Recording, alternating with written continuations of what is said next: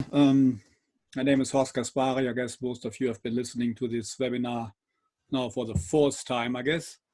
So I try to cover these things that are crossed out. Today we're going to talk specifically about pruning, which for most colder areas in Colorado is still a good time to do it, and then cover irrigation, nutrition, and winter care.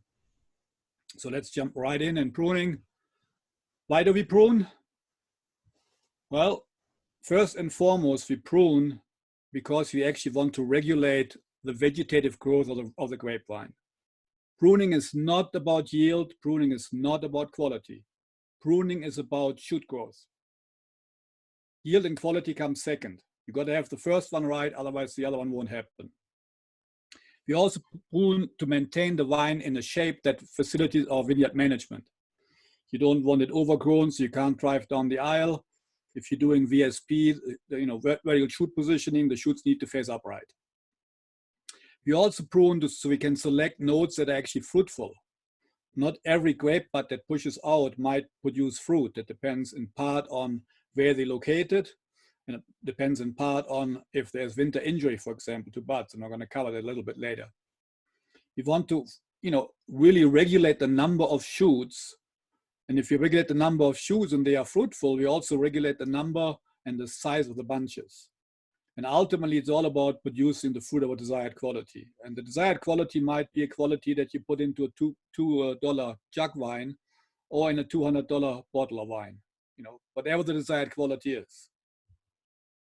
How do we prune them? Not at all. There's many backyard grapevines that are neglected and they're doing just fine. If you don't prune them, they will eventually sort of self-regulate. The vegetative growth, the shoot growth is in balance with the fruit. There's wild grapes growing in forests. They never pruned and they still survive and they still produce fruit. So there's a balance that the plant will reach. It may not be in our advantage to have them in that stage, but they will do fine. We can mechanically prune, sometimes with a bit of follow-up handwork, or just mechanically hedging, and that's used a lot in large production areas and often at the lower price point. So mechanical pruning is much cheaper than hand pruning. So if you want to produce a wine that's, let's say, under $10, under $8 a bottle, you can't really afford to put much hand labor in it, and we got to go to mechanical pruning.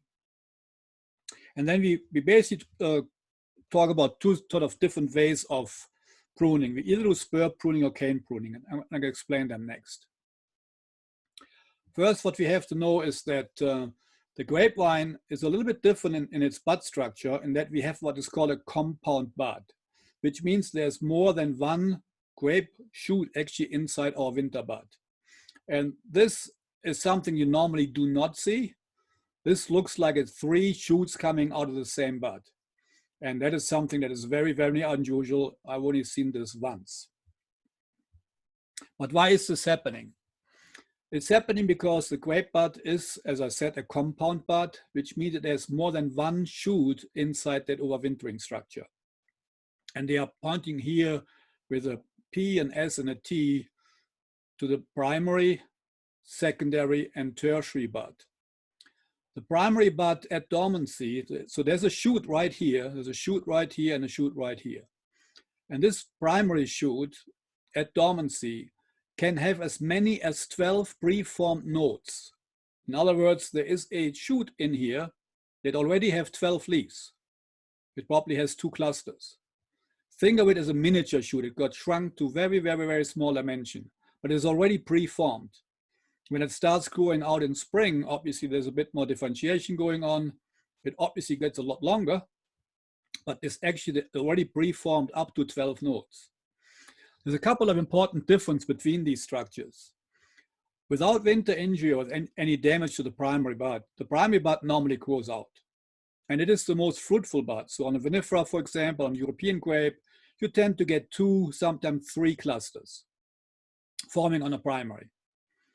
The secondary is also fruitful, but it produces generally about half the crop that a primary bud would produce. And the tertiary generally produces only leaves. The other big difference besides fruitfulness is the fact that the primary bud is actually the most cold tender So when we get cold temperatures and we get starting to get bud damage, it's the primary bud that dies first, then the secondary bud, and finally the tertiary bud. And that's something that we need to pay attention to in Colorado, because if we have cold enough conditions, we need to know if we have bud damage. Because if we're talking about primary bud damage and the secondary grows out, it will only give us about half the fruit that a primary bud would give us on most European grapes. So we need to have some idea, is there injury and how severe is the injury and what is damaged. I mean, a bud that has all three structures killed will not produce a shoot at all. So we have to know something about that. Let's talk a little bit about some pruning terms. Cane is what we call last year's shoot. Grapes, as we have mentioned several times already, produce on 1 year old wood. So last year's shoot is where this year's crop will come from. And when the leaves fall off and the shoot is gone dormant and it's turned woody, we refer to this as a cane. Cordon, on the other hand, is part of the permanent structure of a grapevine, and it's a multi-year structure. So let's look at some canes here. This is a cane. This is a pruning system called Pendelbogen. In this case, it's just an arched cane, but you can see this is last year's growth here. And it went through dormancy, we got into spring break, bud break, and all these little shoots are coming out, pushing out of the buds, ×2. We don't have to bend canes, most times they're not, they're just being put flat. And so here we have a situation where we're actually using a 4-arm system. We have 2 fruiting wires at different heights, and on each vine we're tying 1 cane to the lower, 1 to the upper in one direction, and then on the other side of the picture would be the other way, so you can see the next one over, 2 canes coming over. From each vine we're training 4 canes over. So that's called a 4-arm system, 4 quadrilateral cane system. Or that was cane pruning, and so you have to redo this every year. Every year you go back to last year's shoots, the canes that are there, and prune into this system. Or you go into a system that we call cordon trained and spur pruned, where once upon a time, this lower cordon that you see here on the fruiting wire was a cane. And then shoots grew out of the buds. But then we didn't cut this out again and replace it, but we left it. And so now we pruned back the shoots that grew like a year ago, we now call them cane. We prune them back to short stubs and repeat the process. And every year as we go through this, just like on a tree, the cordon gets thicker. There's, like the trunk gets bigger on a tree or vine, so does the cordon, because you don't take it out. We just keep repeating this process of cutting back, regrowing, cutting back, regrowing in these spur positions. So that's the big difference between the spur and the cane pruning system.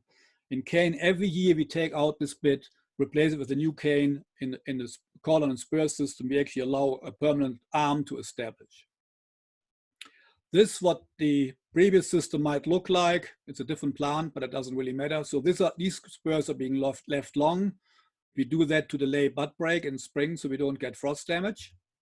But eventually what we want is on each of the spurs, 2 live shoots. You can see the spurs, once upon a time on this plant, they were long. As we got into bud break and we saw what was going on, we cut them so that we had 2 live shoots on each spur position coming out. And here's our cordon. This is about a 3-year-old. The previous picture was probably a 6-year-old cordon. So let's talk about some pruning rules. Rule number 1, in the building industry, they talk about measure twice, cut once.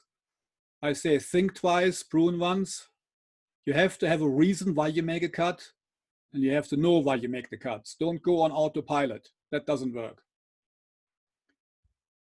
But before we can prune a grapevine, I think we have to first understand how a grapevine is supposed to look like when it is growing. And what we are aiming for is a shoot density of 4 to 6 shoots per foot of canopy. So for every foot of wire that you have, where you train your cordon or your cane to, you want to have 4 to 6 shoots emerging from. And that rule comes from, this is for non-divided systems, so VSPs or high cordon system. And it has to do with the fact that if we go higher than that, we start getting into self-shading, we start getting into fungal disease problems because of humidity issues, We're reducing fruit quality potentially. So that's a pretty, that's a strong rule to follow. You should not be breaking this rule. So what does that look like on a cane system?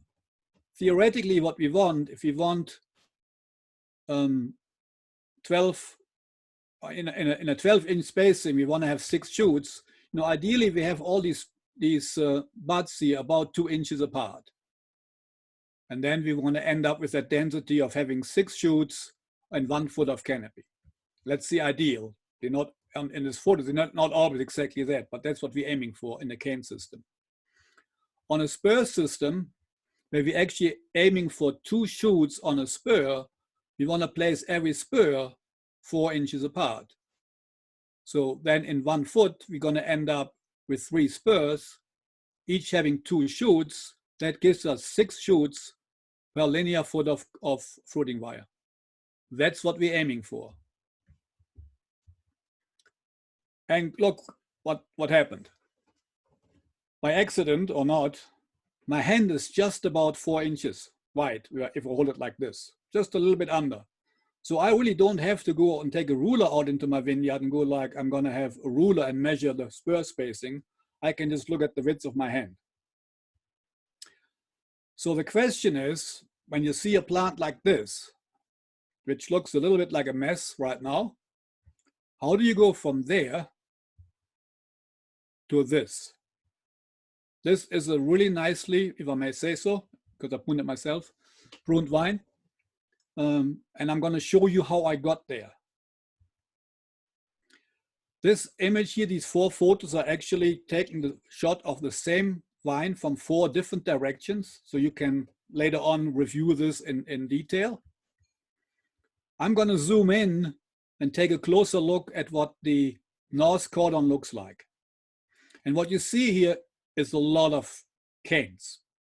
I almost said shoots. I had to correct myself. A lot of canes, last year's shoots, right? And if you take a closer look, what we can see where last year's spurs were. This is what we had pruned back to in 2019. And then in 19, we got these 2 shoots coming out. So we have exactly 2 shoots on this little spur. If you look at the spur here, there's 2 shoots. And we have a spur here. Again, we have 2 canes coming out. 2 canes now, 2 shoots pushed out. Now we call them canes. First thing we want to do, if we get into a situation like this, we want to maintain the lower cane position. We always want to go back to the low one, right here, unless the upper one is actually, the lower one is damaged or broken. The reason to go back to the lower one, because we want to keep the origin of our shoots for this growing season close to the cordon. Remember, we only have so much space that we can allow shoot growth to occur. If we start pushing these spurs higher and higher and higher and start our shoots coming out higher, we're already missing 6 inches, 8 inches, a foot of actual canopy that was supposed to be filled by leaves that we now don't have anymore. So try to keep the spur origin close to the cordon height. So in this first round, what I did, I just took out the extra cane, the upper one, and pruned back to a good quality lower cane position. Again, this is a look at that really crowded North cordon. And I just indicated here what I'm going to keep. I'm going to take out whole spurs. I'm going to take this one out. I'm going to take this old spur out. I'm going to take this out. I'm going to take this out, etc., etc. I'm taking out more than what I'm leaving. And when it looks like at the end, this is now the whole cordon. So the area we were looking at are these 3 canes left here, or long spurs, I should call them now. This is what looked like this before. So these 3 identified here as keep are these 3 right here. And everything else was cut out. So did we get it right? Starting bottom right, here's our fence post. Here's one long spur, here's the other. My hand width is a little bit under 4 inches, so I'm a little bit wide on the spacing here. But if you move to the left image, this is the spacing here, you can see I'm a little closer. But overall, between those 3, I've got my spacing just about right. The plant didn't quite follow my rule of 4 inches every spur, but that's nature. So going along the cordon in the upper right hand here, you can see between these two, I'm actually much wider. I'm almost like a 7. The next one is pretty good. And then the last one is again a little bit tight, but not too tight. They're not sitting right next to each other. So overall, what we have on this arm now, we are left with 6 long spurs. And also you can see from the bottom up, there's some canes coming up from a lower position. I'm going to keep one of them. That's what is an insurance policy that we always use. We always have 1 or 2 extra canes left long in case then we get into butt break and we find that this cordon is damaged. There's no butt break happening. We would have a spare part that we could then tie in, crop this cane for this season, and then worry about replacing this next year. So here's another picture of that same plant. Right arm is done, left arm yet to be done. What does it look like when I'm done with that one? Okay, and I followed the same principle. I looked at where I had 2 canes in a spur position, upper one came off. I tried to get rid of crowding where they were too closely spaced, etc. So in this case, what I ended up with is 8 spurs. One was actually cut short. That's because we've been sampling from this plant during the winter time. That's the only reason. Otherwise, it would have been left long. So we have 8. On the other arm, we had 6. That's 14. And here's my spare cane. Again, the spare cane is only there if I need to fill in because this cordon or that cordon actually died back. We did have some damage. I can use the cane, provided it's not damaged, as an insurance. If I don't use it, it will be spur cut down here. And I'm going to regrow myself a couple of shoots up that next year could act as a spare cane again. So you just try to think about how you always go back to the same situation that you have your spare part in place. So I don't know if many of you have heard of the saying, only a fool breaks the 2-second rule. That relates to driving. You should never be closer than two seconds behind the car in front of you. Anyway, so I modified it a little bit. And I say only a fool in Colorado follows the 2-bud spur rule. We do not prune to 2-bud spur. There may be some exceptions with varieties that we never see winter injury on. And even them, we don't actually prune to 2-bud spur. We prune them longer to delay bud break. Rule number 2, we have to assess the level of bud damage before we prune. We can't just assume that everything is live. In fact, I'm going to show you some numbers very quickly here that tell you, no, there are many of our grape varieties have significant damage, and pruning to 2-bud spur would be really foolish. Rule number 3, we what's also called double pruning. Just about every variety, certainly everything that's early breaking, because we want to actually delay bud break. When you prune long, bud break generally starts at the top and moves downward. So when you have a long spur, let's say it has 10 nodes, bud number 10 will be the first to break, followed by 9, 8, 7, 6, and so on down. But when the top one breaks, it actually somewhat delays the breaking of the lower down ones. And we make use of that technique by leaving the spurs long. That leads to delay of the buds we want to really push for this bud number 1 and 2. And that delay can be up to a week or 10 days, depends on variety and it depends on the temperature. This year we're seeing very little delay because we're going to hit 90 degrees soon. So everything is going to go boom and we're going to be out. But it's a technique that we definitely have to use on early breaking varieties.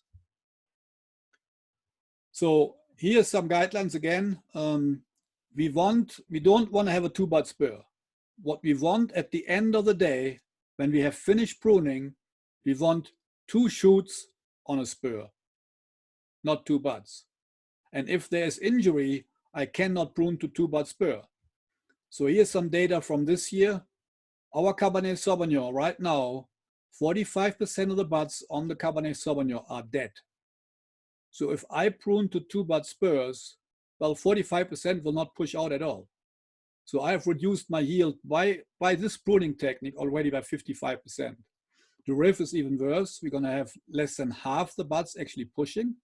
So again, a 2-bud spur, you would get less than 1 shoot per spur position out. And in Barbera, we have 2/3 actually killed. So at best, 1/3 of the shoots would be pushing out of your buds. So that's what we need to know, and we have to compensate for that. Let's talk quickly a little bit about pruning mistakes. Pruning mistake number 1 is not pruning enough. And I would say 99 out of 100, that applies. We do not prune strong enough. When we do a pruning job commercially, when you looked at those images, you saw how much wood was in there. We are removing more than 90% of what grew last year and leaving less than 10 at the end of the day. And that's a correctly pruned vine. So we're removing most of our vegetative growth and leaving just a little bit. And guess what? That plant in a year from now would look exactly the same. It will be overly vigorous. It will have produced a lot of shoot growth, and it will have produced in excess of 10, 15 pounds of fruit. Because we pruned it correctly. We didn't leave too much in. We actually pruned it hard. The number 2 pruning mistake that I see very, very frequent is stubbing. By stubbing, I mean not removing all the wood, all the shoot when you actually prune. You're just leaving basal buds behind. And it's very common with people who also prune fruit trees. In fruit trees, we never really take all the shoot out completely right against the bark of the tree, for example. We always want to leave a little stub so the wound can heal over. But we do not do that on grapevines. We have to stop doing that. We have to switch from pruning peaches or apples to pruning grapes by making that attempt not to leave the base buds behind. Another common thing I see is double spurs. Instead of what I showed you earlier, taking one of the 2 canes that on the spur position out, they just shorten both of them. And so where you used to have 1, now you have 2. So that's a bad practice. Spurs placed too closely. Again, if you have 2 shoots coming off a spur, but instead of leaving 3 per foot, you're leaving 6, you have 12 shoots, when our rule tells us we shouldn't have more than 4 to 6 shoots per linear foot. So that's an issue. And then final one, if we want to have our shoots go upright, why would we leave a spur on the lower side of a cordon that points downwards? Or vice versa, if we're going to do into a high cordon system, we want our shoots to go down and out, why would we set a spur up pointing straight upright? That's just plain wrong, okay? So let me show you some of the mistakes. So here's stubbing. So if you look at the bottom left on the larger photo here, you can see what the pruner had in mind to become the spur, this one here. But what you also did, he or she, he actually cut back some other smaller shoots or canes that were here and here, but he stubbed them. He didn't clean them out. And now that we're getting into bud break, you can see how the base buds are starting to swell. So he left 1, 2 extra buds. He's also going to prune this back to 2. So in this case, where we wanted to have 2 shoots, now we're actually going to have 4. The pruning mistake here was very simple to fix. Instead of cutting this one short to 1 bud, cut the spur here and make this, your 4, 6, 8, whatever number of nodes you're going to leave initially, eventually 2 shoots coming from this position, keeping the spur close to the cordon, not going to the high one. Over here is another example. You can see our intended spur, but again, the pruner just stubbed some of the other canes that were there, leaving 1, 2, and my guess would be right in the bottom here will be another one. So there will be at least 2, if not 3 more shoots coming out than actually was intended for this position. We want 2 shoots here, not 2 plus 1 plus 1 plus potentially another one that's in the crevice down here. So these are very, very common mistakes, not cleaning out correctly. Again, in this case on the upper right here, the pruning should have been cut this off, which would have cut off the spur and the stub cane position here, and then prune this back to 2. And that would have been just perfectly fine to make that sort of cut. Here's what I call double spurs. You can see 1, 2, 3, the lighter colored wood is actually 2-year-old wood. So this grew in 2018. The canes out here grew in 2019. So we're looking at a picture you take in spring this year. So 2 years old, 1 year old. But instead of taking out and going back to the lower cane position, to lower cane insertion, the pruner just left all of it, because this arm didn't have much, shortened them, but now we got what I call the rabbit ear, or some people call it endless, double spurs. So this has to go. It has to look like this. We gone back, we cleaned it up. Yes, our spur spacing is not ideal. And if you do the average, yes, we're going to get 6 shoots, let's say we're getting 2 shoots out on each spur position. So we're going to get 12 shoots out in maybe 2 feet, but we're lumping them. We're putting 4 here, we're putting 4 here, 4 here. So on average, we're okay, but the lumping is not okay. This leads to a very dense canopy situation when you basically have 4 shoots coming out all in one position. That leads to shading, it leads to shading of fruit, it leads to higher risk for diseases. So we definitely want to avoid doing that.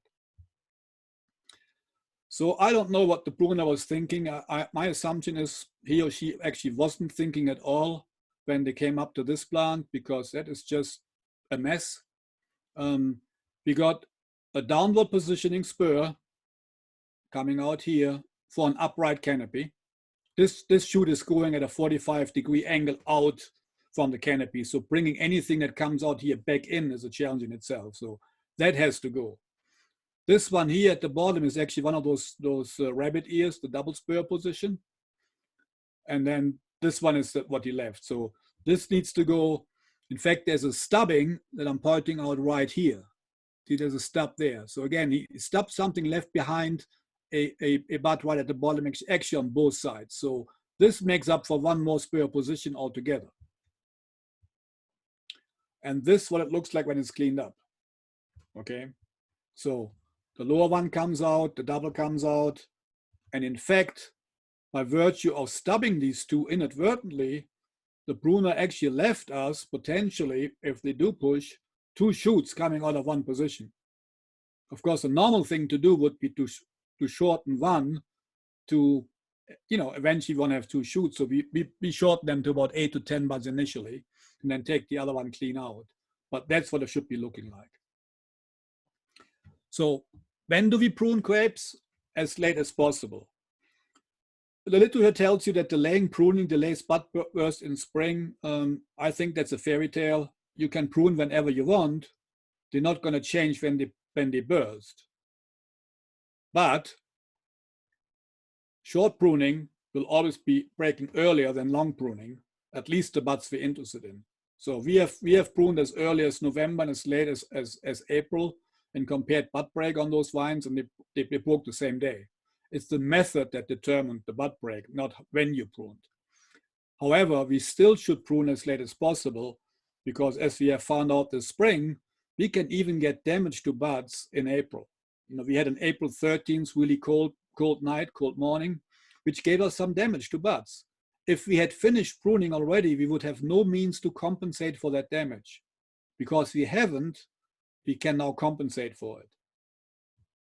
The later our buds break, the higher the chance that we're not going to get hit by a spring frost damage, right? So that's why we're doing the long, or also called double pruning technique, because it does help delay the bud break.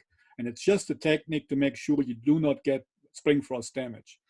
Some of our really late breaking varieties, think Cabernet Sauvignon, think Chamberson, we don't necessarily have to long prune. In fact, we probably don't want to, because then we're going to run out of, if we delay bud break on those varieties, we're going to run out of season at the other end, and we will not be able to ripen them. But they are at so low risk of spring frost damage, we don't have to long prune them. So this is what I've been talking about when I talk about delaying bud break. This is Marquette a few years ago, and you can see that this is a very long spur. I think it's like 11 or so, or maybe 10, 2, 3, 6, 9, 11 nodes here. And you can see at the top of this long spur, or short cane, whatever you want to call it, these buds are already out. But then you look at the bottom, there's no green tissue visible here. They are what we call the wool stage. And we use a arithmetic key with numbers that indicate how far they are. The higher the number, the more advanced they are. So low number here means good. They haven't pushed out. High number means they have pushed out. So if we had made a cut, and instead of leaving this spur that long, but we had made a cut right here, then at the same day, these two buds would be looking like these two buds. These are the top two buds on the cane. And if we had cut it to two buds, those two would be the top, and they would be looking like this. So here's an example. These are two vines, again, Marquette. These were short pruned. Look at the amount of green tissue that's out there. This is Marquette. Top pictures here prior to pruning and bottom ones after pruning. And you can see there's a lot of green out at the very end of these long spurs. You can see it all along. But when we start pruning and bring it back to two buds, you see very little green out. So if I compare those two yet side by side now, top to bottom, on the top you have Marquette that was pruned to 2 or 3 bud spur, and you can see a lot of green shoots out. They are pushing. The bottom ones were long pruned and then were cut short when it was time to bring them short. And you can see the very different look and the very different stages of those buds compared to the ones at the top that were pruned short. So what does that mean? Here's some temperature from Syrah buds that were put through a controlled freezing test. And what we do, we leave them, we put these buds in, and the buds have, on the top of the table here, they have different numbers. So these ones are buds that were more closed. These ones are buds where we actually have already green tissue out. And then we put them through a test and put them down to, let's say, 22, 24, 26 Fahrenheit, 28 Fahrenheit, 30 Fahrenheit for half an hour. And what you can see that the buds that were more closed, 30% of them actually survived 24 Fahrenheit. 66, 2/3 survived 26 Fahrenheit. The buds that already were out, 87.5% were killed. We only had 12.5% live. So if we got a spring frost that's somewhere around 26 Fahrenheit at differently pruned grapes, the grapes at the top or the grapes at the bottom, for example, we would have 2/3 surviving, where we did the long pruning and delayed the bud break, the bud development, the basal ones, and the ones that were out, we would have almost entirely killed. So that's a really, really big difference. That's why we're doing the long pruning, because at this time of year, very, very small differences in temperature can actually lead to quite significant different outcomes when it comes to injury. So if I'm at bud swell or beginning of wool stage, I can go down to, even as low as 20 degrees and have minor damage. But shoots that were out, we would get significant damage, at below 28 Fahrenheit. We got somewhere between 28 and 26, we're losing most of our grapes if they were pushing out. So that's the reason to long prune. So let me stop here for a moment and see if you have any questions on pruning. I don't have anything through the chat box just yet. We can give it a sec. If anyone wants to ask a question, this would be a good time. I'm really rushing this time so we can stay on time. Part five. I'm just kidding. Okay, you still can put in the chat box and ask questions later. Here we go. Here's one. Is the slide pack available? So, AKA, yes. Can we post your PDF with our recordings? Say again? Can we post your PDF of your slides with our video recordings? Yeah, you can do that. Okay. Yep, we'll make that available where the recordings are available. Okay, so let me move on to irrigation. I can slow down a little bit now because I've done more than half. So we got one more that just came through. Sure, go ahead. Hybrid varieties on high cordons. Is it recommended in Colorado to use spur pruning then, not cane pruning? I'm not going recommended or not. They generally pruned to a cordon on spur system, but you can cane prune them. if we do get damage, it's a little bit easier to compensate on the cordon and spur because you have so much more wood available than on a cane system. However, I think you can always turn a cane system for 1 year into a cordon and spur system, by just leaving the cane that you had last year and the cane and spur the current canes, and then go back to cane system in the following year. So you can go both ways. Most people find cordon and spur pruning easier than cane pruning. I find them equally easy. I don't see one or the other. The main reason for most varieties that are cane pruned has to do with fruitfulness of the base bud, or to talk about Miranda's work, the perceived fruitfulness of base buds. So if you do a traditional two-bud spur and you have a variety that doesn't tend to have high fruitfulness on base buds, you're always selecting low fruitful buds. Thompson seedless is a great example of that. Thompson seedless tends to start fruitful at node number 3, 4, or 5. So if you do a two-bud spur, you will have very, very little fruit coming out on the shoots coming out from those buds. So the main reason for cane pruning often is that we try to find buds that are more fruitful and they are further along the cane. Most cold hardy or hybrid varieties are very, very fruitful on base buds. So there's no reason to go to cane, but it can be done. There's no reason not to go to cane.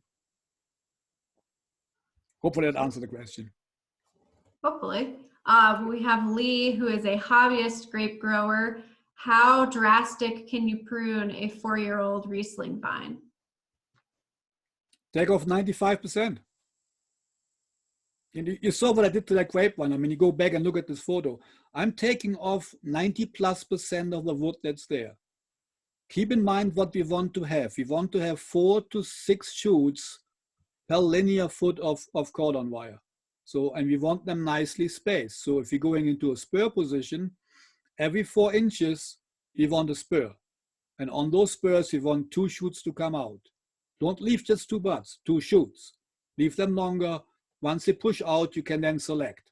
If you're doing cane system, well, your node spacing dictates how many shoots you're going to get out. If you have very vigorous shoot growth in a season, these canes, the leaves, the distance between the leaves will get very, very wide. And that's where our buds are located. So when you lay a cane down, you might be well beyond the 2-inch spacing that we would want on a cane, ideally, because if you divide it by 12, 12 divided by 2 would be 6. You would have 6 shoots coming out. So if you have really high vigor and very large spacing between nodes, the trick to do is bring in a second cane. So if you lay down 1 cane, you're only going to get 3 shoots out. Lay a second cane in. That's where the quadrilateral system comes in, for example. But you can also double. I don't like it as much, but if you're dealing with high vigor, you can double wrap or double tie 2 canes together. And then if they all have very wide node spacing, you're going to get closer to that number of shoots you want per linear foot. Yeah, don't be afraid. Pruning rule violation number 1, we do not prune hard enough. I mean, I have my own vineyard, and every time I'm out there, I tell myself, less is more, less is more, less is more. We all like to leave more, and we really got to fight that instinct. It's wrong. We have to take things off. And the plant comes back with a vengeance and will produce the fruit we want. So don't be afraid to prune. Okay, that's all I got. Let's move on to irrigation. Okay, let's move on to irrigation then. So in principle, what we're trying to do with irrigation are 2 different things. We're either just trying to replace the water that the plant has used. And we call that process evapotranspiration. Transpiration is the part that goes through the plant and out the leaves. And evaporation is just from the soil surface or any surface. So those 2 processes together. So we're losing water. It's a hot, windy day. The plant is using water. It's going out. So one thing is we're going to replace that at a regular interval. We have to know how much it is, but we have to replace it. That's the simplest way of irrigating any plant. Commercially, we also use irrigation as a tool. And that's a little bit more complicated. I'm not going to cover that today. But there are times when we actually do want the grapes to stop or slow down their shoot growth. And a little bit of water stress is a really good way, at least in a desert environment, to make the shoots stop growing or slow down. Shoot growth, vegetative growth, is the most sensitive process on the plant to water stress. So if we can apply a little bit of mild to mildly severe water stress to the plant at the right time, we can make sure that shoot growth stops. And that has an advantage because then we don't have vegetative growth competing with our need to actually get the grape quality that we want. And secondly, we do not want to see grapes growing late in the season in Colorado, because that also means they are not getting ready for winter. They're not thinking cold hardiness, so to speak. And they're actually not what we call acclimating. They're not gaining the cold hardness in the buds that we need in fall so they can withstand the first severe freezes. So anything that goes late into the season is not gaining cold hardiness, which in Colorado is a really big risk because many of our damages occur in fall, not in the middle of winter.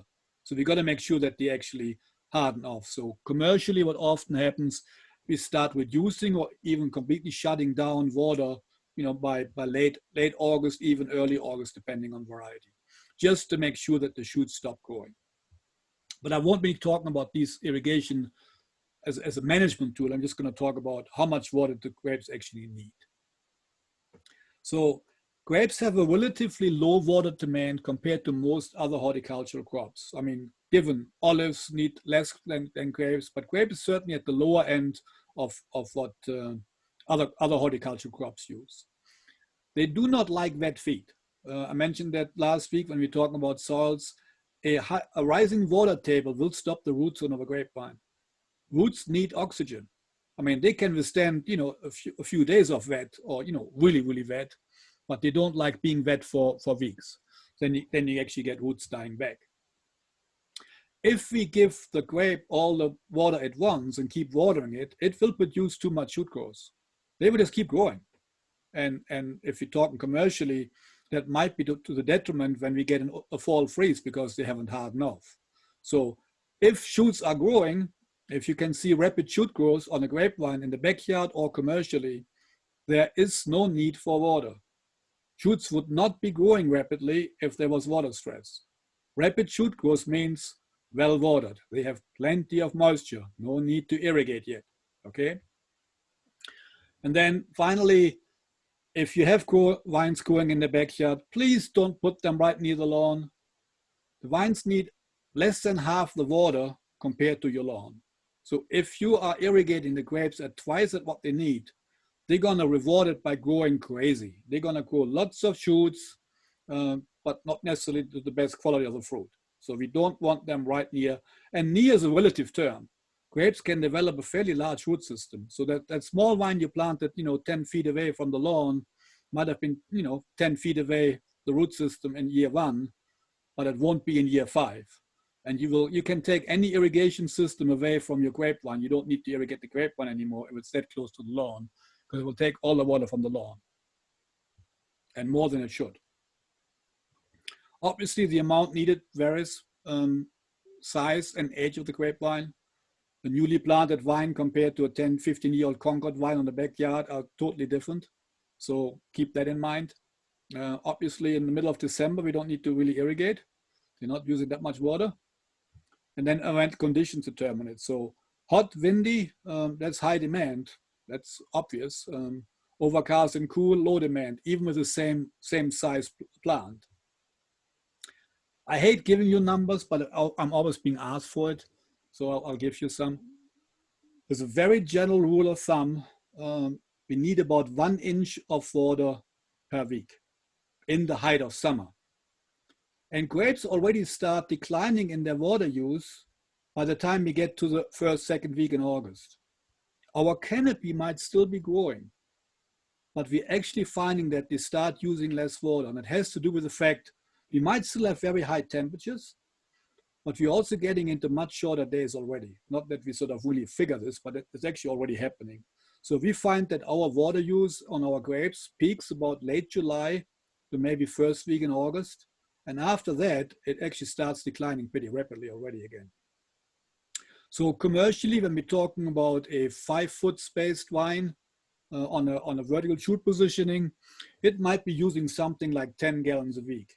Now, if you have a Geneva double curtain or a lyre system where you have twice the canopy, maybe it's a really vigorous plant, maybe you got a vine on the backyard that's a single plant that has 12, 15 feet of cordon and a big canopy, well, you might be pushing 30 gallons per week. But that plant accounts for 3 others standard plants. So you have to keep in mind what is the size of your plant. You do want to avoid the extremes. You definitely don't want to drought them to the point where they start dropping their leaves. We do drought them, as I said earlier, a little bit in maybe late summer to make them stop growing. But as soon as we have achieved that shoot growth has stopped, we go back and irrigate. We don't want to take it any further than that. And as I said earlier, we definitely don't want to have wet feet all the time. So commercially, when people do furrow irrigation on a clay loam soil, I think most times we can go 3 or 4 weeks, and spring even longer before we have to replenish moisture. In summer, it might be 3 weeks on a soil like that. Any question on irrigation?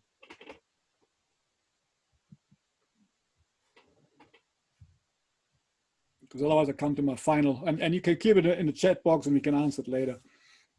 So let's talk a little bit about what fertilized in the last 15 minutes or so. Similar to water, grapevines actually have relatively no nutrient demand. If I look at what we fertilize or fertigate peaches or apples, grapes are a fraction of those crops. So as a result or an outcome, annual application of fertilizers, if you don't have a soil test or leaf test that tells you you have a deficiency, are probably a waste of money. Just to illustrate this, so if you were producing 1 ton of grapes, and if your backyard grower, you're probably not going to produce a ton of grapes. But commercially, let's talk. We have a ton of grape yield in an acre. We're removing something like 4 pounds of nitrogen with the removal of the grapes. So those grapes being shipped to a winery, we take out 4 pounds of nitrogen.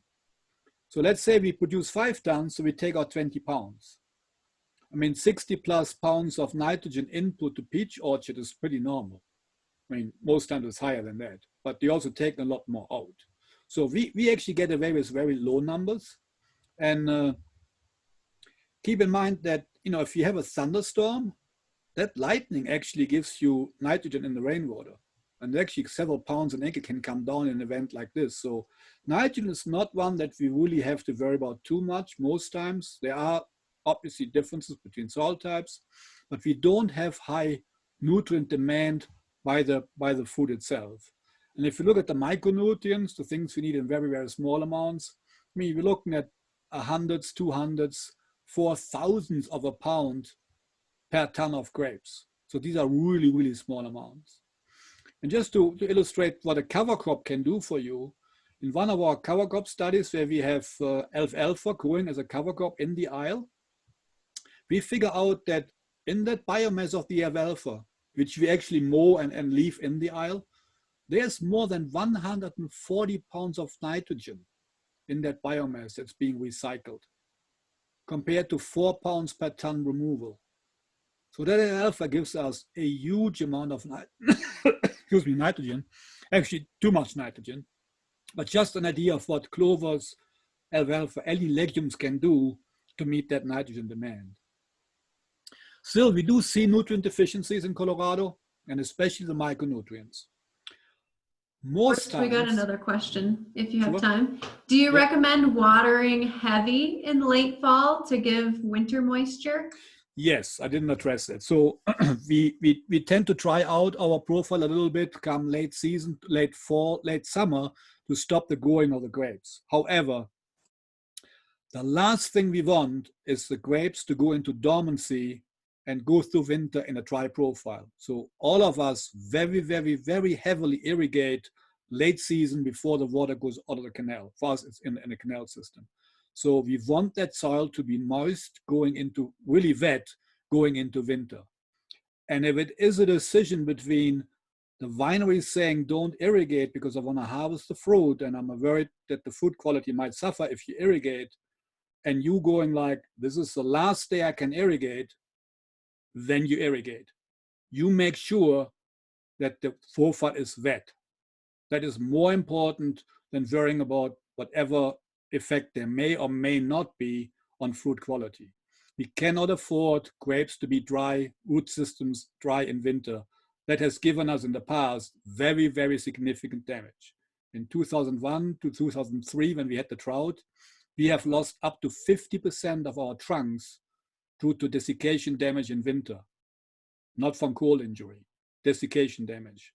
And we have learned to overcome that, or at least significantly reduce it by heavily irrigating, making sure the soil is wet. Thank you for that point. Yeah, I should point that out. Awesome, carry on.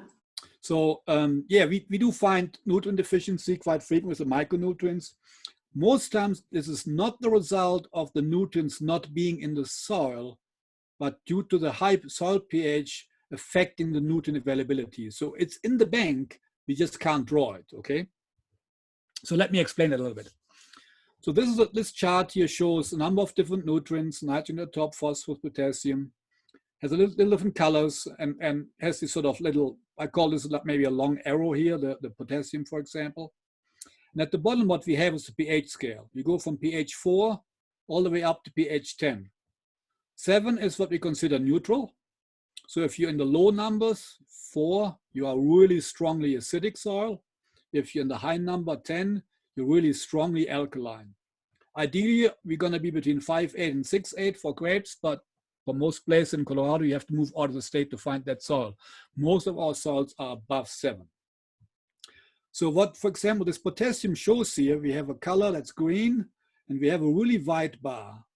What that means, in this pH range, very highly alkaline to medium alkaline to slightly alkaline to slightly acidic, the color is green and the bar is white. That means that nutrient is available to plants very well in that pH range.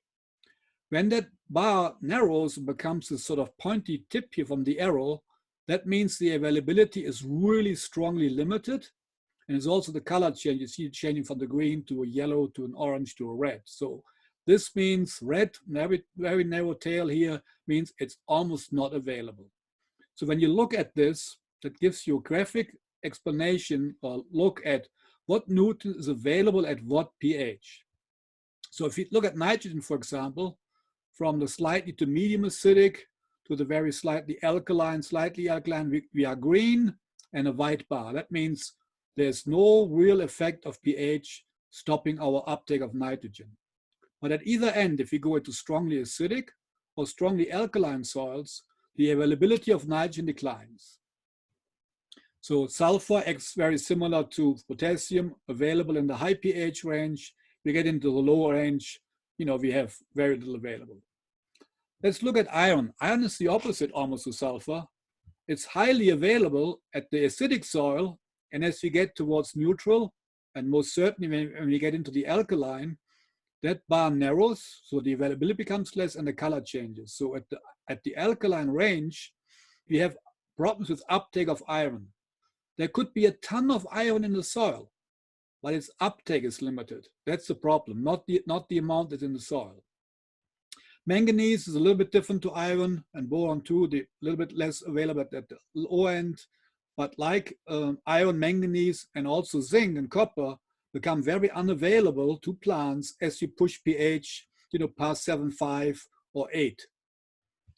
So this is the range of salts we normally see. 7.3 to 8.3 is a very common analysis pH-wise when we're looking at Colorado soils. And if I look across these different nutrients, I would say, okay, at that range, no problem with potassium, no problem with sulfur. At the lower end here, no problem with nitrogen, but we're going to get some maybe at the very high end. Phosphorus also has a very narrow tail here, where it narrows at around 8.4, and then becomes wider. So again, there's another one where we're going into yellow and reds. Calcium can be, but look at iron, manganese, boron, and zinc. All of them, if we get into the high pH soil, the bar gets narrow and the color changes from green or yellow to red. So that's an indication if we are in this soil range or pH is in this range, that we can expect problems with the uptake of those nutrients. So guess what the most common nutritional problems are? Let me see. Iron, manganese, zinc, phosphorus, and boron. So let's go back. Iron, manganese, boron, zinc, phosphorus. So right in this high pH range here, certainly above 8, we can fully expect these problems. And guess what? That's exactly what we're seeing. Personally, I think that micronutrients are easiest to overcome with foliar applications. For one thing, we need them, as the name micro implies, we need very, very small amounts of them. Iron deficiency is very striking. You have the green veins and the yellow intervenal area, and everyone can identify that. The problem is, I have never seen iron deficiency on its own. When I have iron deficiency, guess what I also have? Zinc, manganese deficiency, and often boron deficiency. So don't be fooled by a striking iron deficiency symptom on the leaf.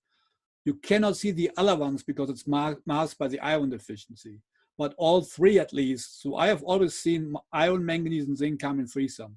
If any one of them is deficient, the other two are deficient as well. So if we're going to do a foliar spray, don't go for the iron spray. Go for the combo spray. You have to put all three of them in, if not more. And of course, best is if we have a leaf analysis. If you want to apply micronutrients to the soil, then we have to go into what's called a chelated form of fertilizer. And the EDDHA is preferred form because what the chelate is, it's a structure that holds iron in place so that the soil can't gobble it up and make it unavailable.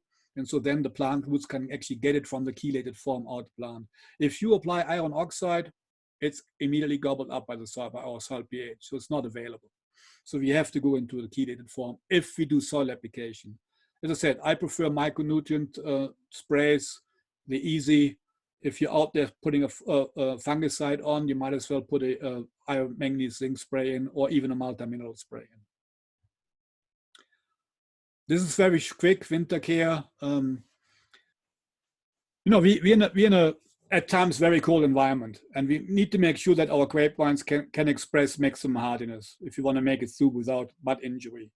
For that, what we need is a plant to be in a good shape. And a good shape means we cannot do excessive stresses, either drought, too much water, too little water, excessive high vigor.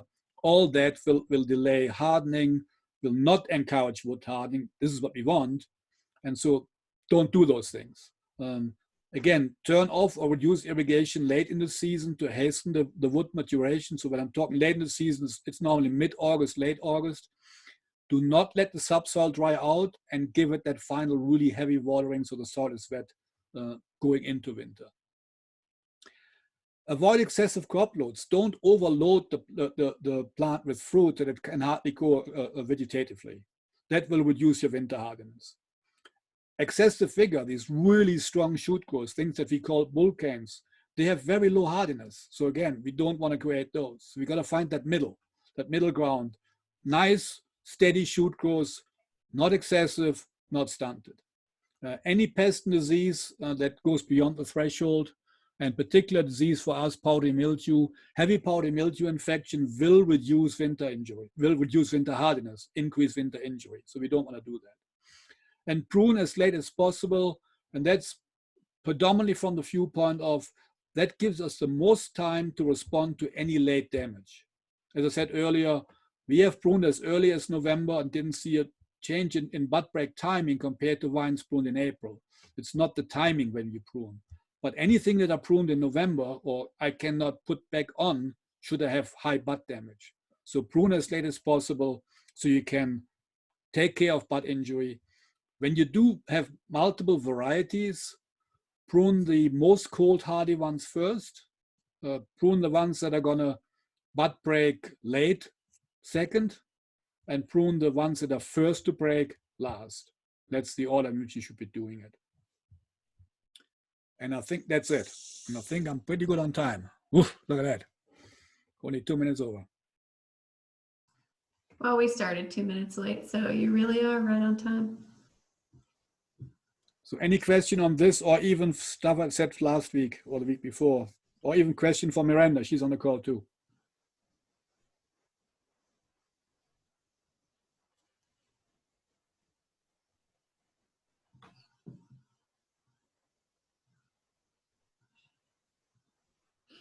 Nothing in the chat? Nope, nothing in the chat. I think people are excited to go cut on their grapes now. To go outside, yeah. Yeah, I checked my grapevines at my house, and they definitely have some bud. That's some buds. Yeah, that they're died. waking up. Well, some of them are waking up, but I think that some of them got hit pretty hard. It'll be a pretty slim year on my grapevine. Or from the cold damage? Yeah, I think so. Because I did not follow your recommendation and did not long prune, because it's just a residential vine on my fence. And it's all right. Yeah, it can make a really big difference. I mean, you might only be talking 2 or 4 degrees Fahrenheit difference, but that can mean the world. Particularly after that, April 14th phrase. Right. Sam is wondering if there's a specific micronutrient spray that you would recommend.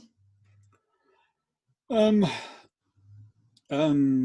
one that we have been using is called metallosate. It's made by a company out of Utah, and it's a concoction of different. You can get just an iron metallosate or just a zinc, but they also have a multi-mineral that actually has all of the micronutrients at a pretty good concentration in it. And if I need to do 3 different ones anyway, I might as well go to the combo because they're already in there. Albion, I think, is a company. Albion metallosate, yeah. ALBION. On irrigation, do you use the big drinks more sporadically, or do you add consistent levels of irrigation daily to encourage deeper root growth? Depends on your irrigation system. If you're on a drip systems are designed to be run frequently with small volume. They're not designed to put in 5 inches at a time and soak the profile. That's just not how it works. So if you're doing micro sprinkler, then I think you do them less frequent, but you do a bigger run. So we in the height of summer we might do one irrigation on micro sprinkler, and we're putting out 1.5 2 inches. On a drip system, we run the drip, sometimes daily or every other day, putting out much lower volume because it's directed at the plant. Whereas our micro spray, we irrigate the vineyard versus irrigating the grapevines. With drip, you're dripping it to the root system of the grape. With a micro sprinkler, I'm wetting the whole surface area, so I have an active cover crop growing as well.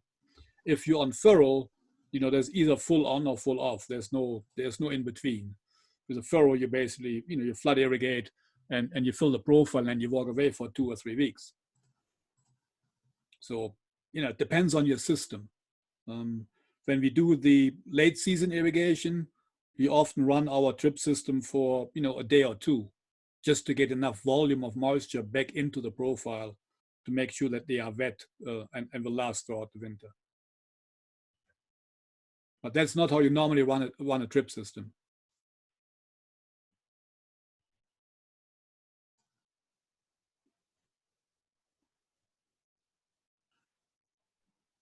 Looks like Jeff recommends Fertilome has a good fertilizer that's the Gardener's Special with a good micronutrient packet. Is consistency important? I'm guessing, Anna, does that mean consistency in irrigation or consistency in fertilizer application, or just all around treating? Well, consistency with water is definitely important. Again, if there's no leaves on the grapevine, they have almost none. By the time you get into mid-July, you got a big canopy. So consistency in that respect means meeting the demand of the grape, which is very different in April compared to July, but you have to meet it, particularly on drip system. As I said, on furrow micro sprinklers, if we fill the bank account, then we draw again. So it's a little bit different in the approach. Consistency as far as fertilizer goes, I have not, aside from putting a multi-mineral spray into when we do a powdery mildew, for example, application, we have not fertilized either my personal vineyard or the research vineyards in years, because I don't see any deficiency. And we do on a regular basis, at least every other year, preferably actually every year, we take leaf analysis, and there's certain times when you do it. One is at bloom time and the other one is at floraison time. So when the beginning of ripening occurs and the berries start softening, we actually take leaf samples, send them to the lab and actually have a look at what they do. And so if the numbers come back that I'm in the range where the nutrients should be for grapes, and you know, they are published, then I'm good with it. I don't see any need to go in and do a regular maintenance profile. It's not, as I mentioned earlier, with peaches and apples, we are removing so much nutrients with the crop because the crop is so big. We don't do that on grapes. So, you know, the nutrients in the soil are generally sufficient. But as I also said, you know, with iron, manganese, zinc, they might be locked up because of the high pH. So we have to find ways to either unlock them, lowering the soil pH, which is very difficult to do, or just by doing a foliar spray. But they don't, in my experience so far, the grapes don't really need a annual application. I think it's not needed, and sometimes actually leads to more problems than it actually solves. But a leaf analysis will tell you that as well. And every time you see a deficiency, there's no question that something needs to be fixed. Don't, you know, but find out what it is. Don't believe there's iron deficiency because you got such a nice symptom. It's iron, manganese, and zinc, and potentially boron as well. At least in my experience.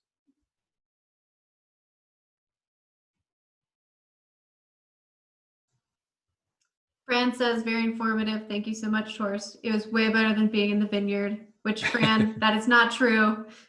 Oh no, I like to be out. Great time to be in the vineyard. But I know what he is doing, so yeah, I guess listening to me is probably better than what he's doing in the vineyard right now. Awesome. I think that if people have more questions or more specific questions, they know how to reach you by now. Yep. Cool. Well, thanks again, everybody, for sticking with us for the special Encore Part 4 edition.